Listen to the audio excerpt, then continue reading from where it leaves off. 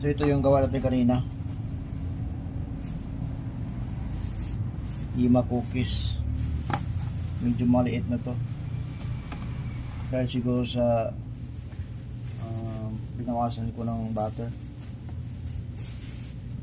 Kahapon kasi, bawa ko nito. Medyo malaki nito. Hindi ko alam kung bakit nagkaganito. Pero okay pa naman, okay naman. Yan o. Tingnan nyo. At saka medyo matigas.